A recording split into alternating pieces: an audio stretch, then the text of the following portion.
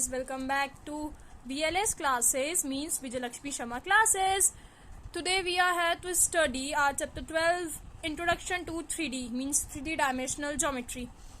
This is the first interacting video with you all. So are you ready to study it? This is only introduction part. First of all, we have to know what is 3D. I think 3D, we conclude this is an object, suppose it's square. इसको अपन cube बनाएंगे तो ये 3D में convert हो जाता है ऐसे कुछ. ये इसको अपन 3D शेप्स बोलते हैं.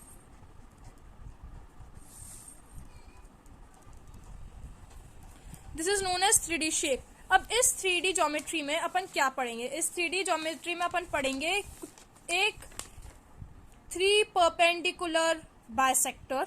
तो फर्स्ट अपन आज पढ़ेंगे परपेंडिकुलर बाइसेक्टर. तो सपोज ये एक ग्राफ है, okay, just like this is x. इसको अपन एक्स दे लेते हैं, इसको अपन वाई दे लेते हैं, इसको अपन जेड दे लेते हैं. ठीक है, ये क्या है? एक दूसरे के परपेंडिकुलर है. जैसे यहाँ से फिर ये, ठीक है, परपेंडिकुलर टू ईच अदर. तो यहाँ अपन लिख सकते हैं perpendicular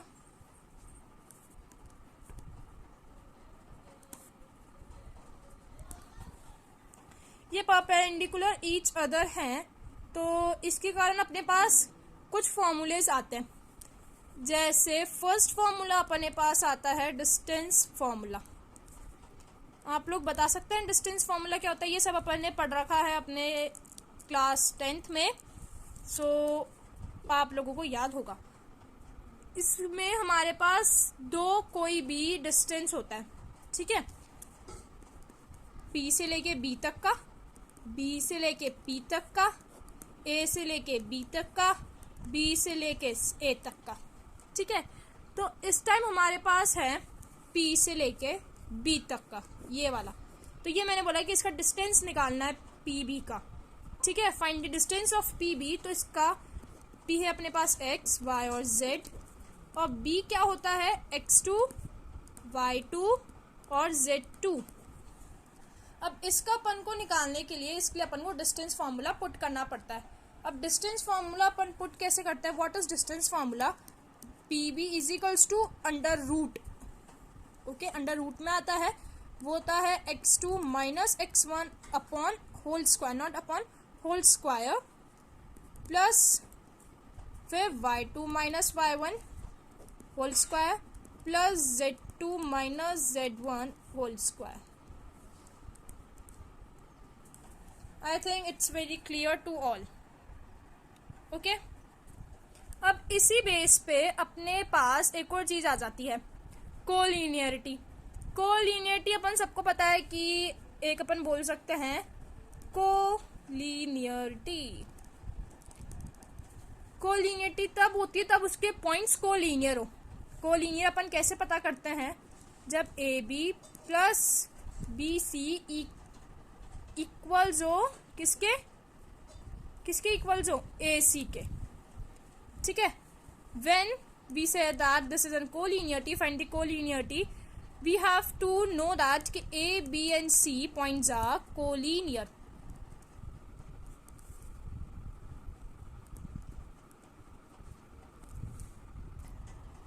When you are able to find the collinearity of any object or any point, not object, point, then we come to how we check the triangles.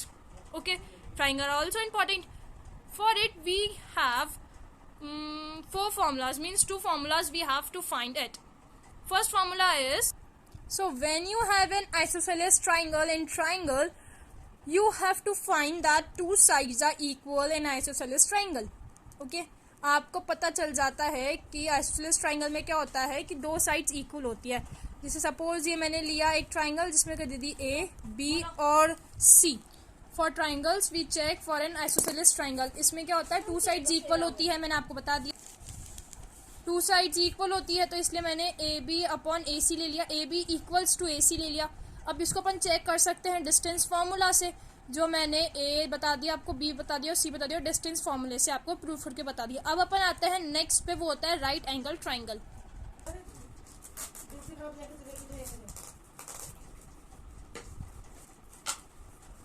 और ये ही same formula होता है right angle triangle का।